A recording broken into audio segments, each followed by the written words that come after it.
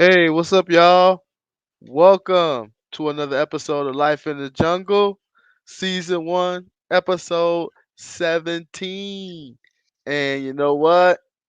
This was a good one. Anytime it's a division opponent and you get a win, it's always an extra, icing on the cake. But however, it was in dominating fashion, my brother. Dominating fashion. 41-21. Really took good control of the game early. Uh, you know, hey, let's get straight into it.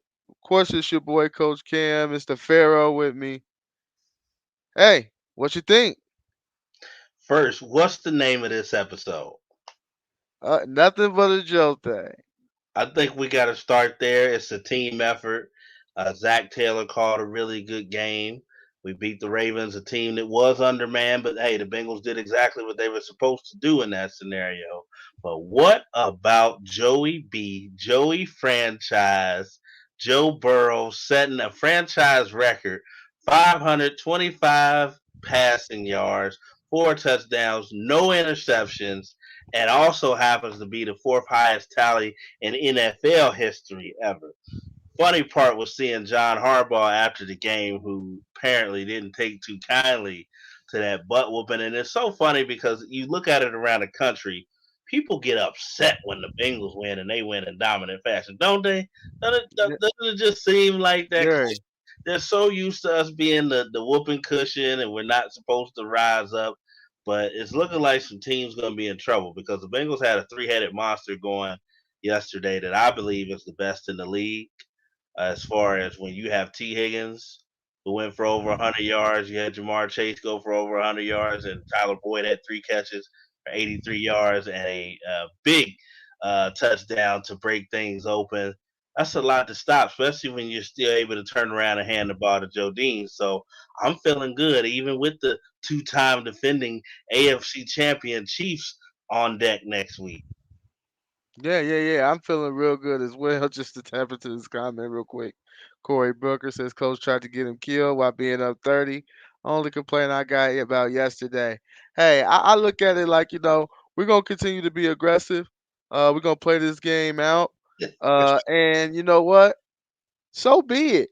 I remember last year, last game of the season, they needed a win to get into the playoffs, I believe. They ended up beating us 38-3. We had multiple players on IR. We was fielding basically a practice squad roster, and all I heard was basically aha, oh well, suit it up or don't come to play at all. So there was no excuses there. They remember that. They know their time will come, and it so happened that their time came yesterday where they could put a little salt in the wound, and they did so. Yeah, they passed it down the field to Jodine at the, just under the 2 minute warning. That's a little extra, but so what? You know what? Other teams do it around the NFL all the time. I never heard any slack from from the Patriots for doing that for many years, running the scores up on teams. I've never heard anybody complain about that. But yeah, it's just like a bully beat up on the same kid every day, and the kid finally decides to swing back, push back, and realize that he's strong too. And now it's all of a sudden a problem. No, it ain't no problem. When you get a chance, run it up when we can. We know what this division about. We know that other teams will try to run it up on you, and we ain't gonna take the no offense, because I love him as a coach here, but we're not gonna take the Marvin Lewis. Let's just good sportsmanship. Let's run it out. Let's win 24-10. No, let's try to win 50-10 if we can. That's the different type of mindset that we have to have. And I love it because I think we got the players to be able to back up that mindset. Absolutely. And when you have your leader, Joe Burrow, stepping out there and echoing those sentiments, it just trickles down to the rest of the team. As he said, this is professional football. Everybody's out there getting paid. I've always lived by the Terrell Owens. You don't like what I'm doing, stop me from getting in the end zone line of thinking. They had that same opportunity. You look around the league, there were other games where frustrations were flaring. You saw the Washington football team fighting one another on the sideline. So there's emotions that come with this game, and as you said, the Bengals are finally swinging the hammer, and the hammer's on our side. And it just so happens the rest of the nation is not used to that, so that's why there's a lot of pushback. Yeah, yeah, absolutely. Corey Burger said, dude got hit like 6 times in the last 2 drives. We'd be singing a different tune if Joey B got hurt. No complaints on being aggressive or trying to score late, but not at the expense of our QB. And I understand what he's saying, but Joe Burrow wanted more. Like, it was early in the week. There was a little talk said from Wink. Uh, basically, saying, ain't no point of treating Adams and Rogers like, basically treating Jamar and Joe like, Devontae and Aaron in a sense where we ain't gonna put gold jackets on them yet. I mean, but I looked at the down there at the game. I was, had, tickets to the game and I went. Um, I saw a lot of the same coverage. I saw a safety just standing over top of Uno, uh, over top. I saw multiple double team, and that's where you have T. Higgins, who quietly, as I feel like we really do have a 1A and 1B, far as on the outside. Quiet as it is kept. I mean, you have to think T. Higgins surpassed 1,000 yards, and he missed 2 games this season. After the Chicago game, he nicked up his shoulder. We're now seeing a healthy T. Higgins. And that's a whole different ball game if you're talking about trying to double Jamar Chase because T. Higgins can definitely win his one-on-one matchups on the other side. So the Bengals got something going on, and also you got to look, man.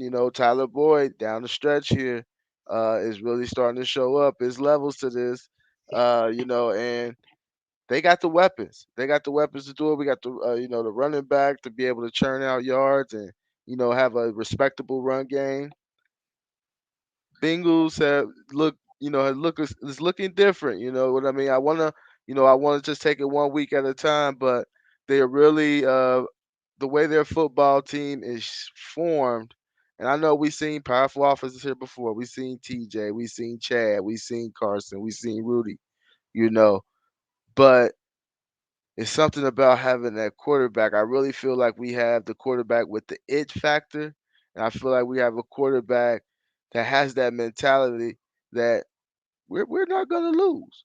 And I just don't feel like we've had that. Not since I've been alive anyway, or even been able to know and comprehend football.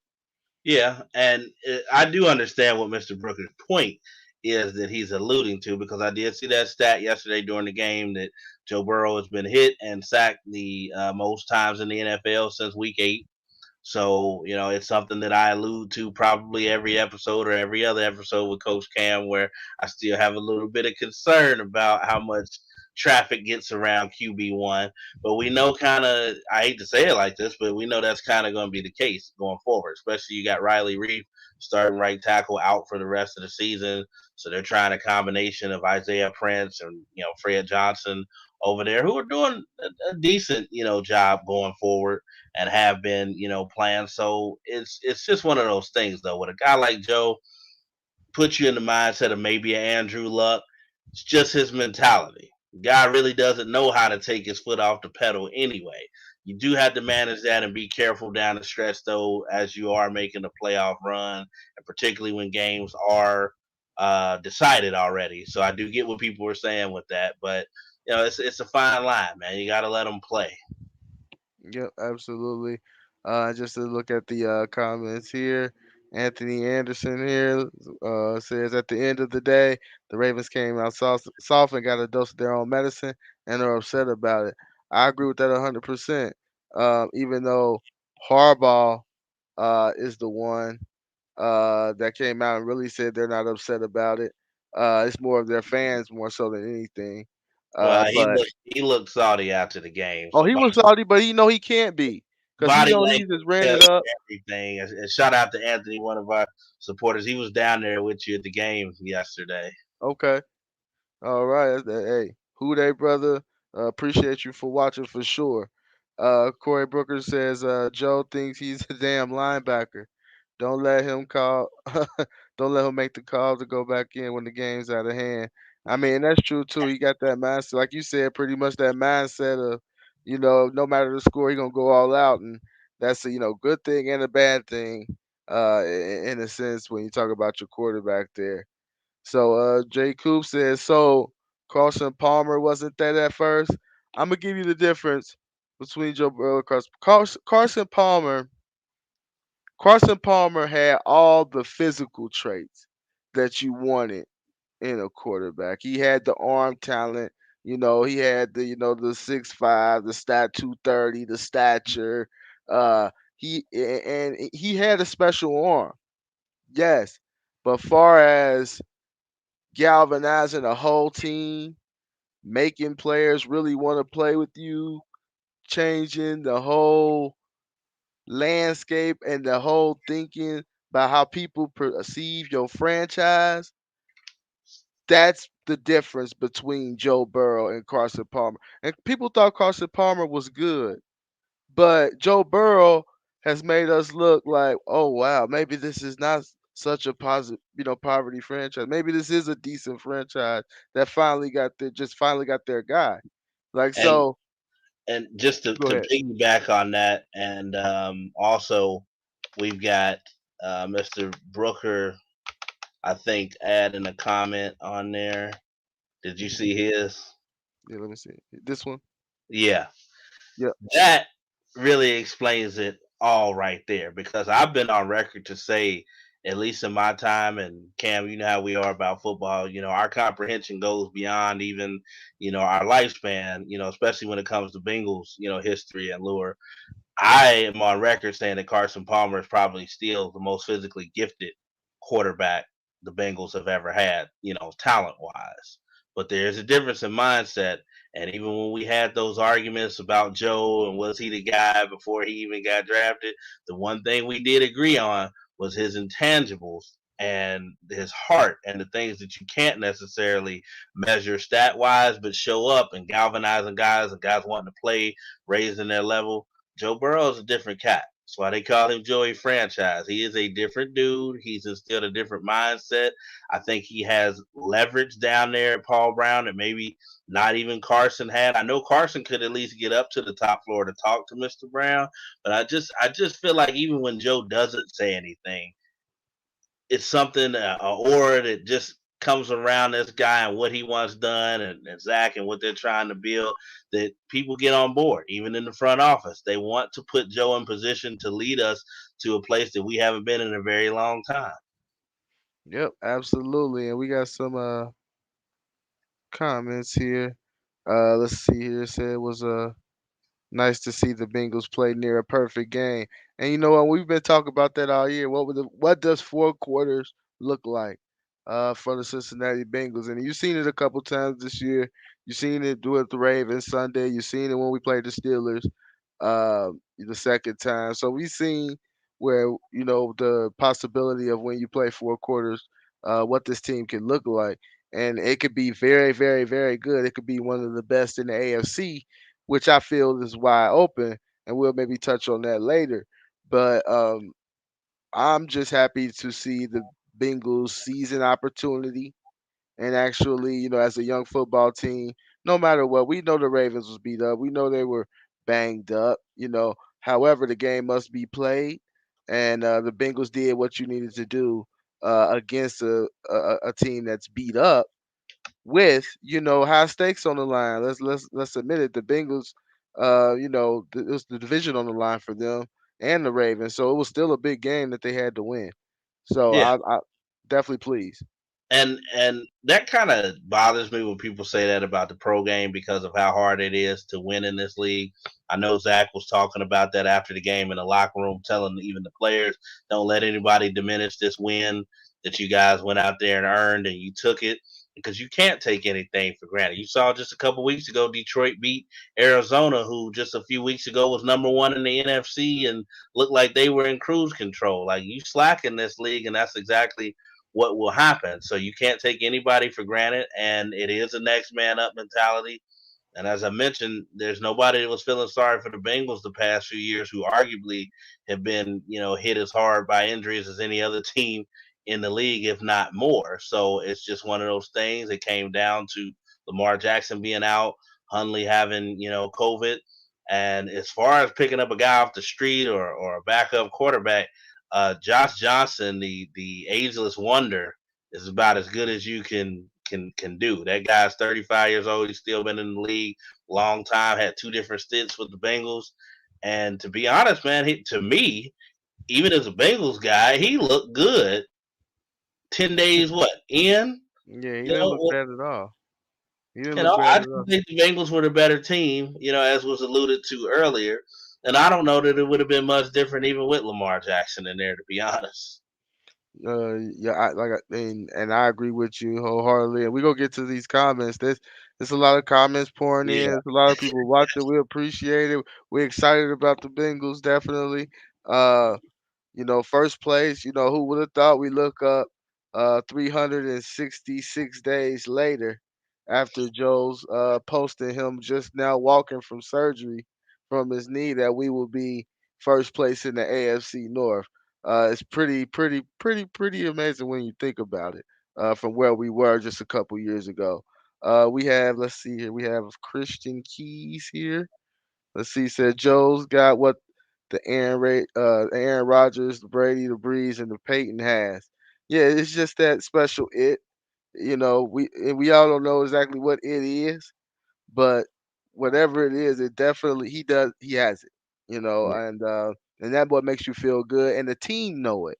We had teams here where we know that was special, but honestly, the rest of the team didn't believe in the quarterback, and they knew they were just basically holding on, saying, "Please, just give us a decent game in a playoff gaming scenario instead of walking into a winner go home situation, knowing that I got my dog Joey B. He ain't gonna let me lose, so it's up to me to do my job." And That's I a will different mindset to have. It is, and I will admit that I was talking about that to one of my partners earlier when I was at the gym. That there was a different mindset back then, and you know me, I was an Andy Dalton guy, still am. Yeah, I think he's a class act on and off the field, and honestly, he presided over the most consistent era of Bengals football of our lifetime. Now, yeah, to get us much to respect. where we want, no, but at the end of the day, when people would always ask me, "Well, how you think we can win a Super Bowl with Andy Dalton?" I used to say, you can. He won't be the reason why you win, but you can. Now you add in somebody like Joe Burrow who has absolutely 100% the ability and talent to be the reason and the difference maker, and it shows and it infuses confidence in the rest of the guys. So everybody's excited about what Joe is doing. I saw a lot of attention and segments, on the national media and on ESPN earlier talking about the Bengals. There's a lot to be excited about, and we're going to learn a lot come Sunday when they play the Kansas City Chiefs. Yep, we were definitely gonna learn a lot. We have Jason Maloney here, says Huber 100% the MVP. Hey, you know what? When you have no punts, you can be up there for MVP, because that means your team is doing a heck of a job there, keeping them You know off what? the off Huber's the the field. Bearcat, so you can't go wrong with a Bearcat, right? Right, exactly. You already know. You already know. All right, we got said Brown should have spent money around Palmer. Oh, you could argue that he could have spent some money on the defensive side of the ball, but offensively, you loaded. That's what you want as a quarterback. Honestly, I mean, I've never, heard Peyton Manning say, "Please spend more money on the defense." He's when you have all the weapons around you. Bengals just had bad luck during the Carson Palmer era. I mean, there were a couple different scenarios, and I hate to do the woulda, coulda, shoulda thing, but again, Carson doesn't go down with that chemo von Ohoffen cheap shot. I think we're having a total different conversation right now. Franchise is still in a different trajectory. Then, even a few years later, they make it back to the playoffs. You have Chris Henry die during, the season and the, cloud that put over the team trying to deal with that. It just never came around in the direction that you wanted it to go.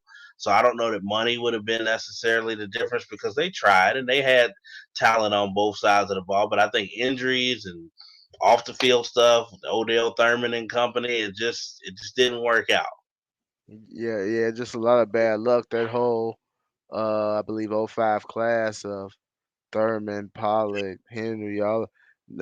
had showed flashes breaking of it today. potential, but never lived up and been able Yeah, to fulfill that potential. Chris Perry Unfortunately, was part of that. The yeah. year before. Yeah, So it was definitely a struggle there for a minute. Corey Brooker says, "Imagine what Joe does with Palmer offensive line." Well, we seen a little bit yesterday, because he had it was a stat where when he had more than 2.5 seconds to throw the ball, he threw for 393 yards. So that kind of show you what he can do with we time. we saw that, but I kind of agree. I would have loved to have seen a Levi Jones, Bobby Williams, Willie Anderson, Richie Graham offensive line with Joe Burrow. He might be setting some more records, but again, we don't want to poo poo on the guys that are out there and trying and really have gotten better throughout the year, even with the shuffling that took place due to injury. But it's definitely fun to think about what could have been if he had that type of offensive line. Absolutely. Let's see here. We have Jeffrey Lawrence. Says not mad at the Bengals for running up the score. This is a tough division and it's up for grabs right now. We got to take it. Joe is ready. I hope my fellow Bengal fans are too. Who they? Exactly. Yes, sir. I'm ready. I'm ready. That's why I ain't mad at all. Run it up. Do what you got to do. Um, if they're mad, they're mad. It's Oh my brother. well. It's my brother Jeff. I grew up with another Madisonville Brave in the house. He's up there in Columbus, repping for the Bengals up there right now. So Okay, we're not gonna go there because that could go left really quick. Uh, but we definitely gonna keep it Bengals. Let's see here. It says Burrow for MVP. Now, I think if we would have won the Bears game, beat the Jets, and you're sitting up here 11-4 right now with the numbers, we will be talking about Burrow in the MVP conversation, and he possibly would be up there in like top three if that was the case. But I think it's maybe a little too late. Um, but he's having a heck of a year, coming back from knee surgery. Like I said, who know, uh, who would have thought? Like I said, a year later, he's one of the best quarterbacks in the NFL.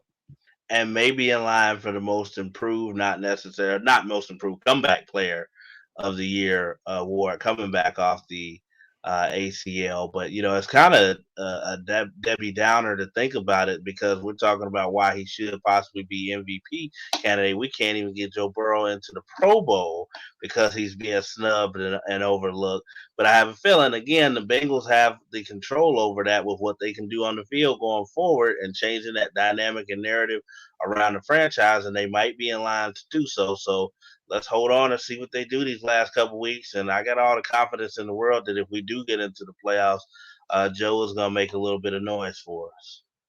Yep. And comeback player of the year, that'll be something good. I know it's between him and Dak, between that, because the media loves the two Cowboys as well. So you gotta fend that off. But I think he's definitely deserving of the type of injury he had when he had it. You We know. got we got a few more comments that I know you got to get to that I see. Yeah, I see that one. I'm skipping it over. but we'll definitely touch on that for sure. Let's see here. So it said when we beat the Chiefs, will it be considered an upset? Hey, I don't think it will still be considered an upset in the sense of um the Chiefs, what they've done overall. They're still the number one team in the AFC. They still have Patrick Mahomes, they still have Travis Kelsey, Tyreek Hill, and their defense have gotten much better over the weeks. Moving Chris Jones back inside. The Honey Badger gonna be always opportunistic, and try to take away that ball. But we have the weapons to match up. It should be an interesting game. Like you said, it's gonna be a measuring stick. I believe we were talking about off the record. It'll be a measuring stick, and I'm definitely excited for it. And the only reason it's got to be considered an upset, and we don't know an upset by what as far as the point spread, is because we are talking about a team that's been to the AFC Championship the past 3 years, been to two Super Bowls, won one of them. Has a generational quarterback and football player in general, and Patrick Mahomes and some of the other guys that you mentioned, and Mr. Travis Kelsey, Mr. Bearcat himself, who most people still consider one of, if not the best tight end in the game. And then you have to think about the sideline with, a legend, future Hall of Famer like Andy Reid, still calling the shots. There's a lot to go against when you play Kansas City. They're talented for a reason, so it would be considered an upset, but it doesn't mean that the Bengals don't belong either way. Yep, I agree with that. Now, when we look at the game against the Ravens, we you always hold your breath. You always hold your breath. With the Bengals, because Cincinnati sports in general, you just kind of hold your breath. Uh, we are now 9-8. I mean, excuse me, 9-6. Hmm. I don't want to jinx that 9-8 because I don't want to be that. We are 9-6. Um, what are your thoughts moving forward on this team? Do you think this is a team if they can get into the playoffs? Do you see them? Can you possibly see them making a run? I can definitely see them making a run. And Dan Orlovsky said it on ESPN, a few other people. I am wholeheartedly behind the statement that's been said about our Bengals. They can beat any team in the NFL, and they can lose to any team in the NFL. That's what they've shown us so far this year. But when you start looking on paper and you start looking at that roster and you start looking at the weapons that we have, particularly on the offensive side of the ball, again, there's not many teams that can match up with that. And there's not many defenses that you couldn't say wouldn't be concerned, leading up to that week and the night before. There's a lot of weapons out there to stop. So I could see them making a run. But what I really want to do is and see what they've done the last, 2 weeks is I want the Bengals to take control of their own destiny. And I want them Hmm. to take advantage of what's in front of them. Yep. And win, lose, or draw against Kansas City, have a good showing. Something that instills confidence when you go into that last game of the year and what's still going to be a very important game against Cleveland, to potentially decide who wins the AFC North or, a wild card berth potentially. So I definitely see them being able to make a run. This is almost mental at this point. I think the Bengals realize now they have a little swag. They understand that they're good. They're starting to understand how good at this point, and that's going to depend on them being more consistent. Yep. Yep. I agree. We got Kenny in the house 4-0 against Pittsburgh and Baltimore. I love it. Who they? Yes. Anytime you go 4-0 against them, it's always a solid year and staying your and putting yourselves in position that the Bengals are now. That that could possibly win a division, win and you clinch. And then you're talking about you can possibly play your way into the 1 seed if you beat Kansas City. So things get can get very interesting here down the stretch with a win over Kansas City. But one thing I love about this group is we have to we have to remember this is not you know the Marvin Lewis Cincinnati Bengals. We're used to watching that because that's our whole life. As far as us two, our whole life is basically the Marvin Lewis era, at least half of it. Um, but this is just not the same. It's not the same group. It's not the same players. They don't know anything about uh the tradition of getting smacked by Pittsburgh. They don't know the tradition of losing, you know, 5 straight playoff games. They wasn't on those teams. They don't know no better. And it's almost a good thing that they don't know no better. They going out there, they playing. And hey, I I just think this group, if they get in, they are a scary out. Like Well, nobody's gonna want to face them. nobody. And that's what you need, though, because it does get a little redundant at times and a little scar tissue built up when you have had some of the disappointments. We've seen a few different groups, even in our lifetime, the Carson, Chad, Hush, era, and then the, Andy Dalton, AJ Green, Gino. Dunlap, teams that, have gotten, to the playoffs and weren't able really to do anything. But we can also go back to our childhood when we wondered if we would ever make it to the playoffs at all. The Bruce Coslet days and Dick LeBeau and dare I say, Mr. Shula, being, head coach. So it is nice to see a group of guys that don't have that baggage, shall we say, from previous eras and don't care and want to come in and change the dynamic. I remember T. Higgins on the sideline up there at M&T Bank Stadium when we played Baltimore the first go round saying, I don't know what y'all expect, but this is a new Bengals team. And I just remember getting so hyped when he said that because it's like you can almost feel the dynamic changing, and we want it really bad here. So I think it's something these guys are really looking forward to trying to do for us.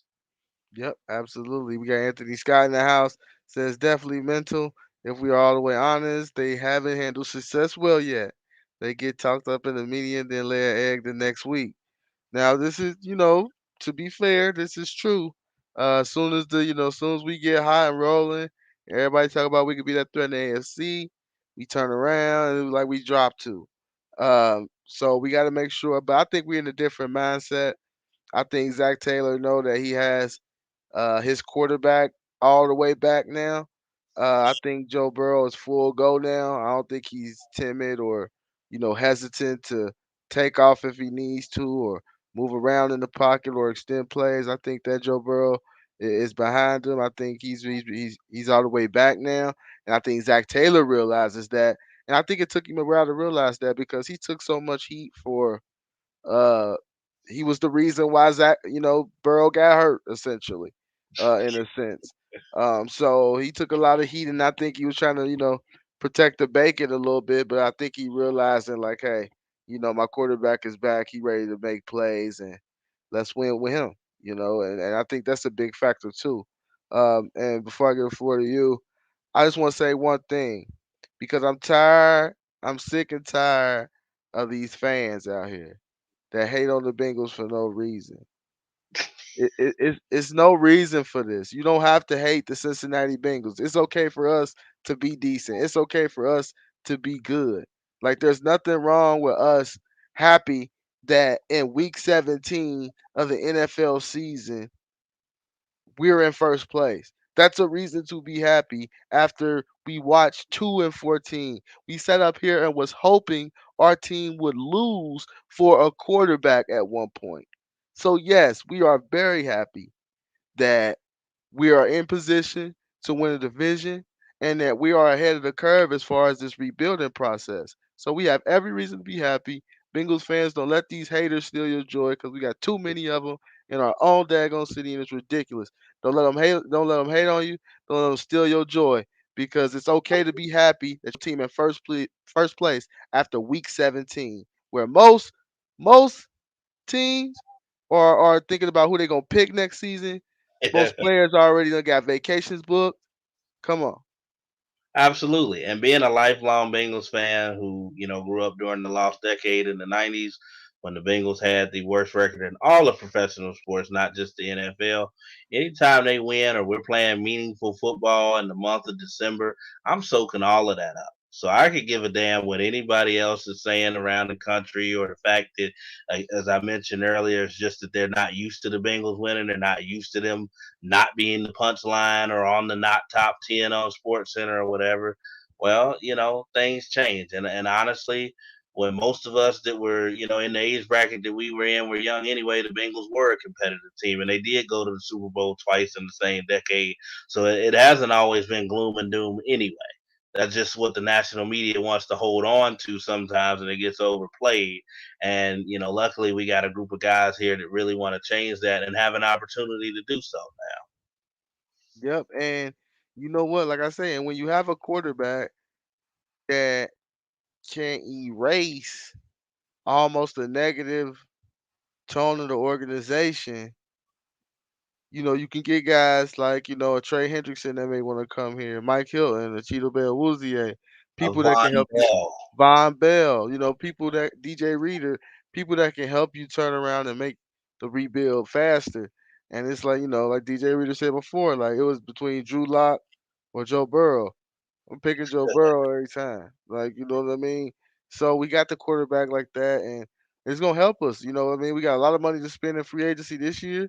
Um, I expect for the offensive line to get bolstered up, and make sure we protect Joe. Oh, I'm sorry, I did not mean to interrupt you, but Corey Brooker has a comment that we must acknowledge because if you don't, I will. Oh my If you God! don't, I'm going to say it. So you might as I'm well gonna click pull on it it up. Corey Brooker here says, "Practice what you preach. You don't have to hate thee either." Woo, Corey, Woo! Corey, Corey, Corey. Listen here. Ah! The one time I root for you, suckers, you lose. See, the reason why I hate thee is not the players, it's not the university, it's your fans. It's your fans. That's why. That's why. I And you know wholeheartedly what? Like I said, agree. I asked for an OH, y'all ain't give it to me, so that's why y'all lost.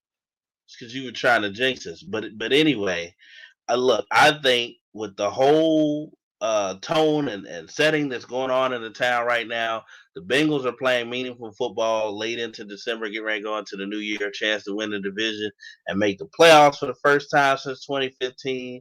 My alma mater, the University of Cincinnati, is already down in Texas preparing to play Bama in the college football playoff.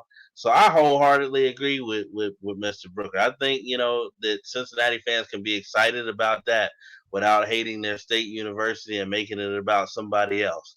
So I think that was a very valuable point that he made. Anyway. Back to Bengals talk here.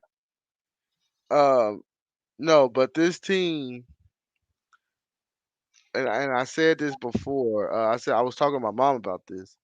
Uh, One thing about this team is they're captivating as well, far as in a national media light. Because even before we had very good teams, and it was like we still never got the respect we deserve.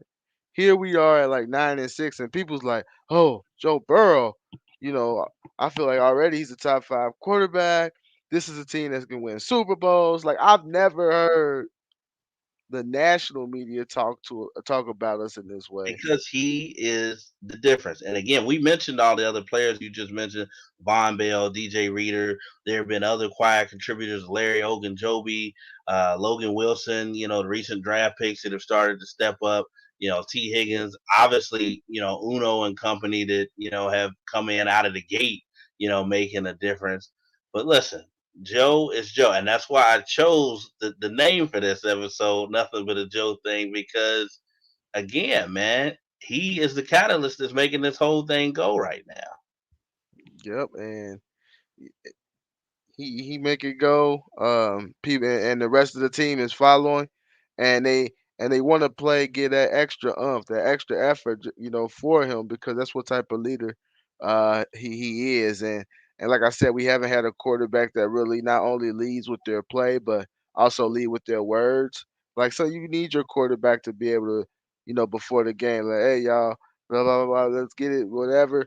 And the rest of the team is it really believe what you're saying and go out there and ready to run through a wall for you. I told It's a you, different mentality, man. he's the right combination of pure leader, little bit of arrogance, little bit of a jerk when necessary, but cool and rallies everybody around him. The last time I've seen that or know that to be the case here was Boomer Esiason.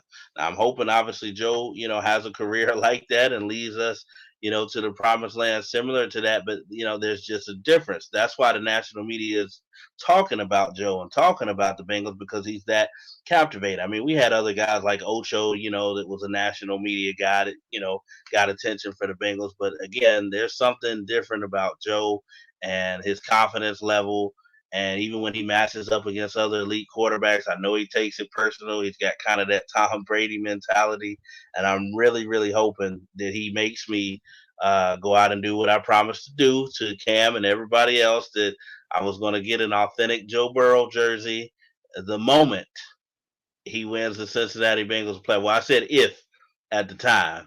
if he won a playoff game, that's what I would do, and I'm still in line to do so. And I want him to make me do that. That'd be the happiest $400 that I ever spent in my life. Absolutely. Hey, and when you spending that makes me know that we've won a playoff game, and I'll be very, very, very, very happy. Corey Booker brought up the stat. First team in NFL history to have a 4,000-yard passer, 1,000-yard rusher, and 2,000-yard wideouts, all under Mm, 25 years old. mm. And that's the scary part. You're seeing this for the next 2 to 3 years. Uh, and you gonna have to figure out ways how to stop it because they're only gonna get better. Like you see, like T. Higgins healthy is a scary sighting if you're gonna give him one-on-one coverage. And as you can see, even when double coverage, he can go up and get that 50-50 ball and bring it down. So definitely have some special athletes on the outside, and you got Tyler Boyd on the inside that can slice them up, who hit them up the seam for 68 yards. So I I'm excited about what this team can do moving forward. We got different ways to beat you. We can run to beat you. We can, air it out if we need to beat you. We got a defense that will make enough stops to get you a victory in a playoff game. So I'm excited. Hopefully, we can put it all together and we can see. First of all, let's get to the playoffs, but we can finally see, uh, something we haven't saw here in 30 plus years is a playoff victory. Oh man, Then that would be great. what So that would that really do for me to end this streak that has been around since January of 1991, when we were really, really young tykes. And I am so wanting to get that monkey off the city of Cincinnati's back. And if and when we do clinch, the Bengals have a first round home playoff game, I will be there. If I don't mess up my back this week, we might get into that story a little later. Cam's mad at me, y'all. We will. yeah, yeah. Let's get into the story now. As a matter of fact, let's get into the story now before we give out our game ball. All right. So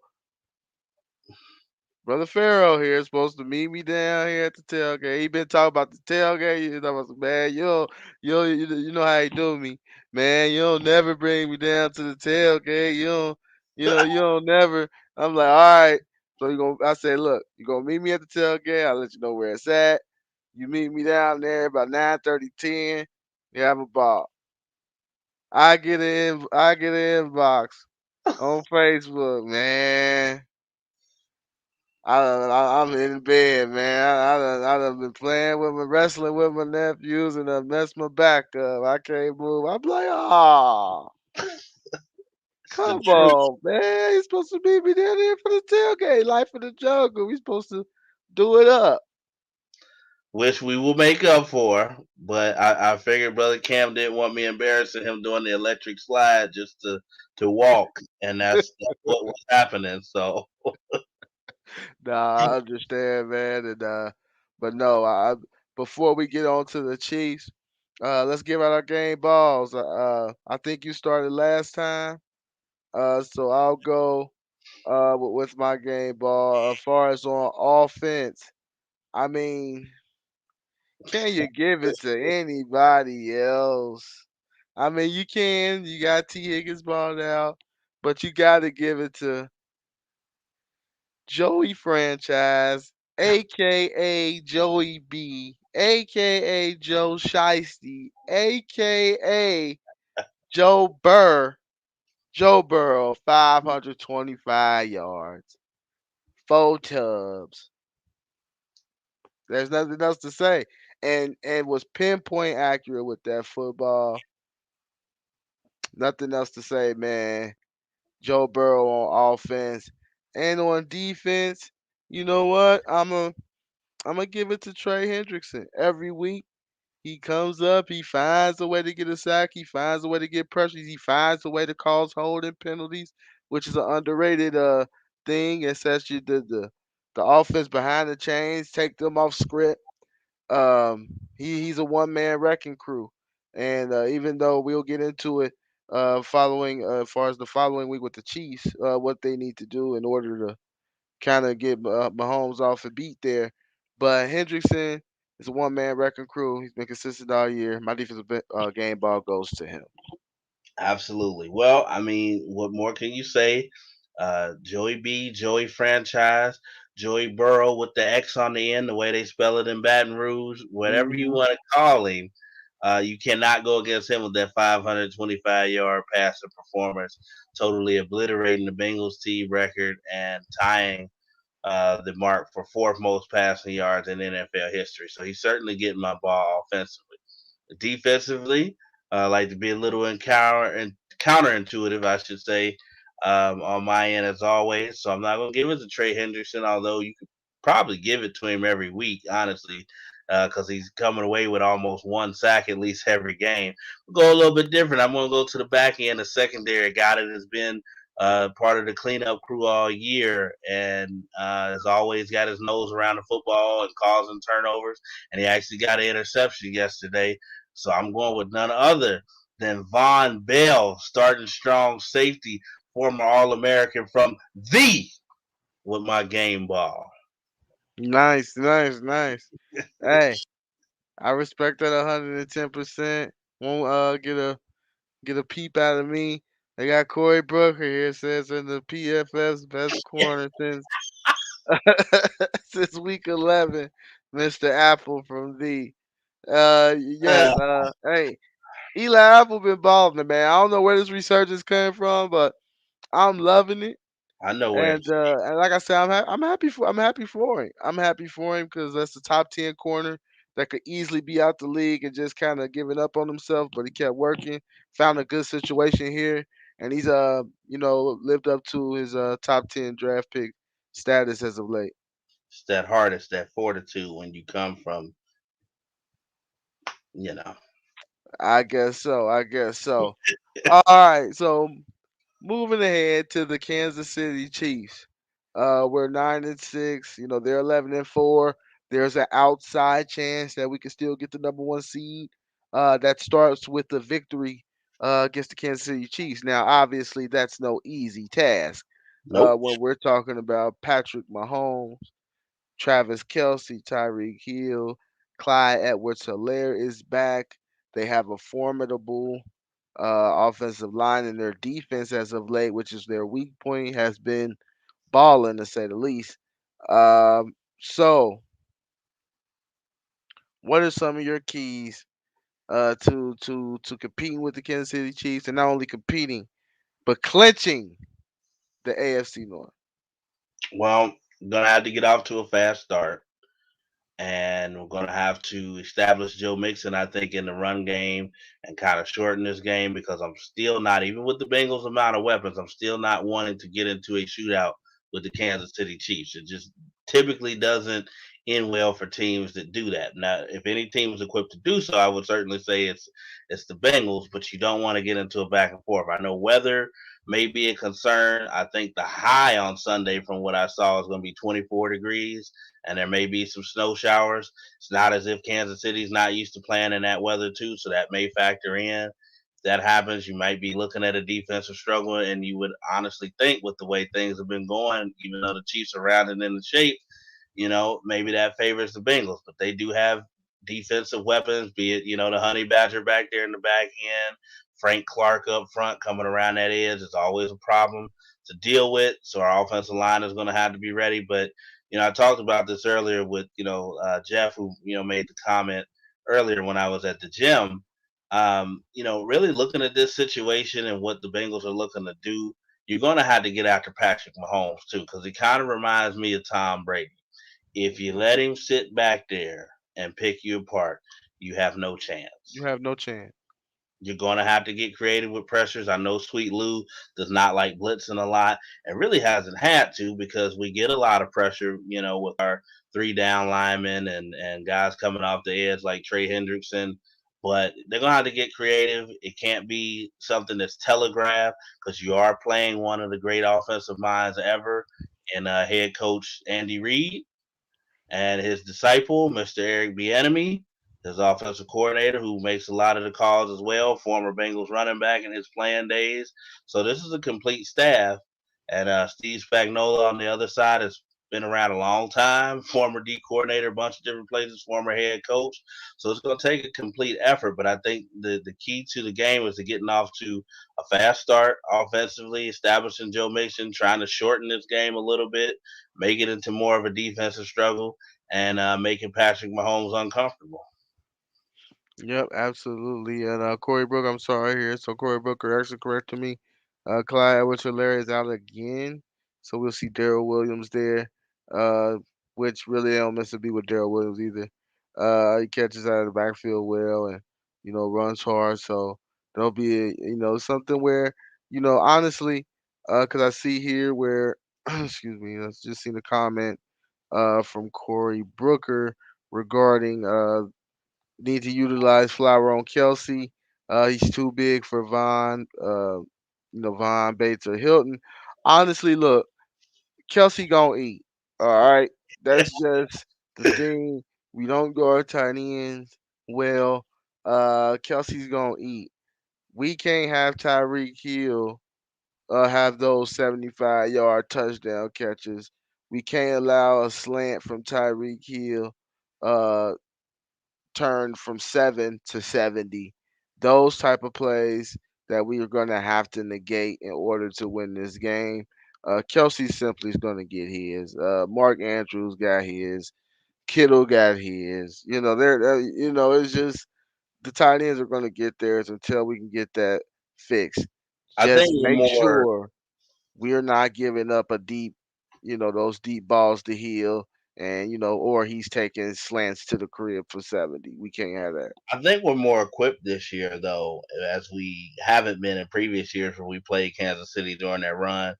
No matter, and we know they move, Tyreek Hill around a lot, so he's not going to be stationary. It's not going to be easy for Sweet Lou. They're going to have to be observant, pre-snap, know where he is, look at the formation. But we have, guys like a Mike Hilton in the slot who has been a very good nickel corner, all year and shadowing guys in that slot. You have somebody like Eli Apple on the edge who's been playing well. I saw Trey Flowers mentioned, earlier. Not sure what the status is on Trey Waynes this week. It's been kind of on and off. With He him. played. He only got 12 snaps. Eli Apple and Cheetah Bell Woozier got majority of the snaps on And that that's what I side. was going to say with Awuzie, man.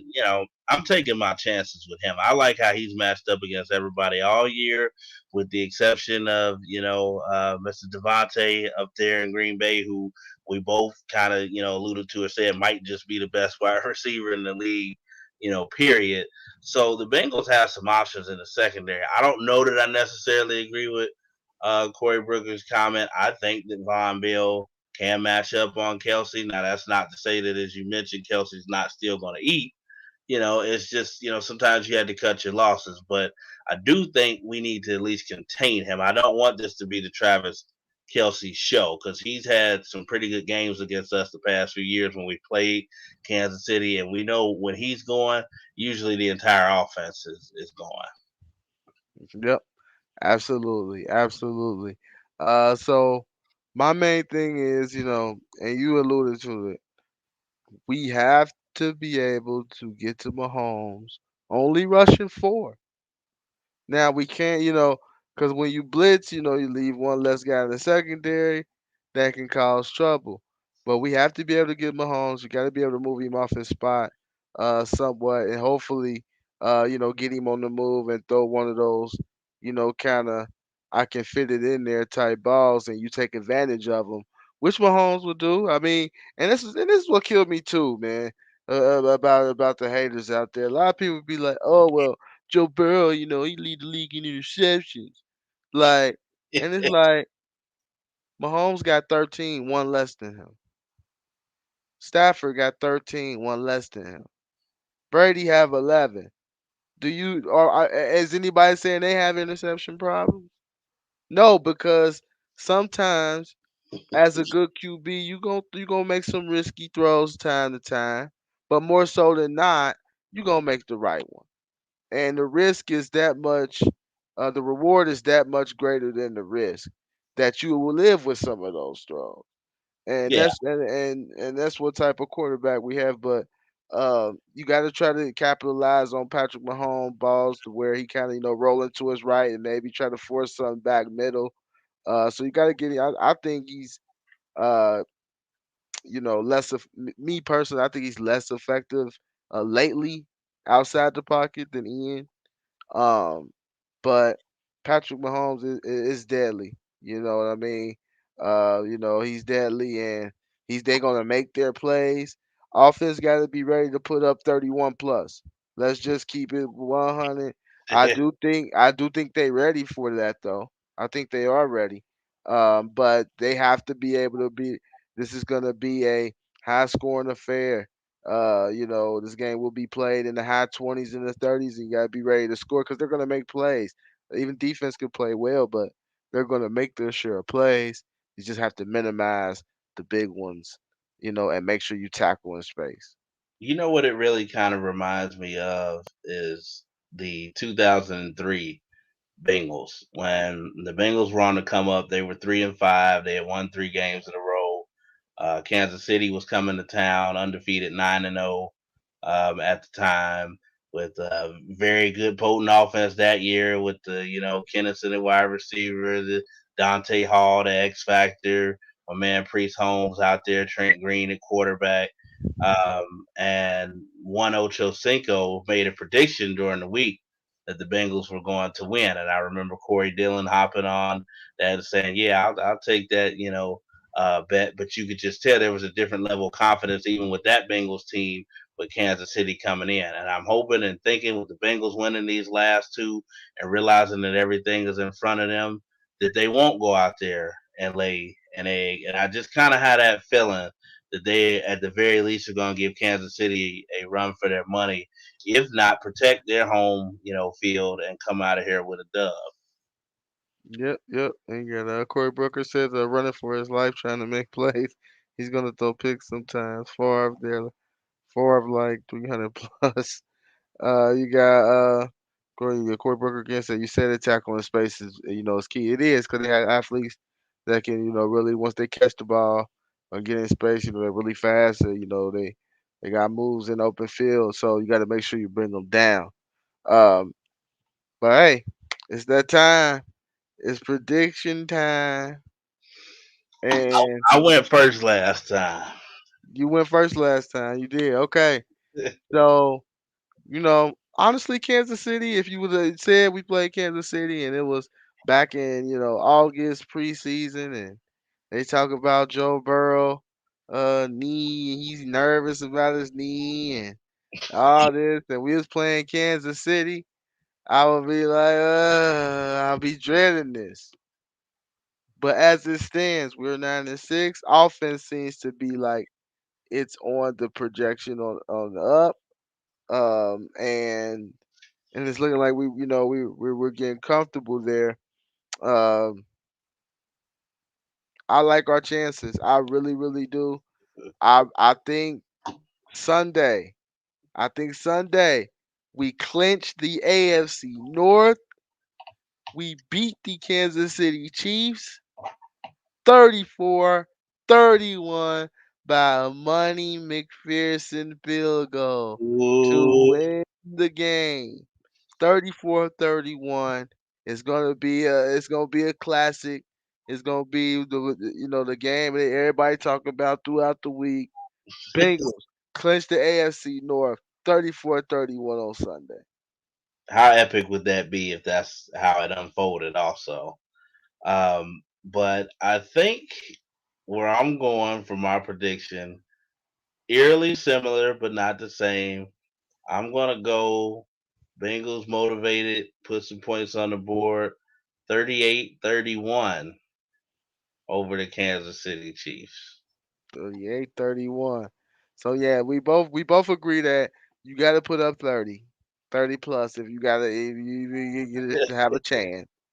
Um, but I just think this is a different Bengals bunch. I feel like Joe is in this mindset. I think he got like a switch that he can click on and just go to another level. Remember, this dude just dislocated his pinky a couple weeks ago, Yeah. and he just threw for 525 yards. I just think he just going to a different space. It's the it. Dare I say it?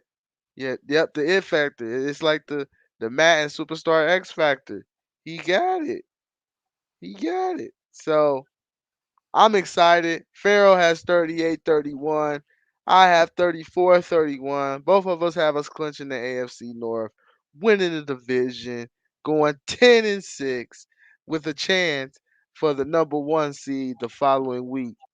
That would be something to talk about. That would be great to talk about next week. But we will see. Let's just let's stay as remotely healthy as possible. And hey, go Bengals, who they? But until next Monday, we out.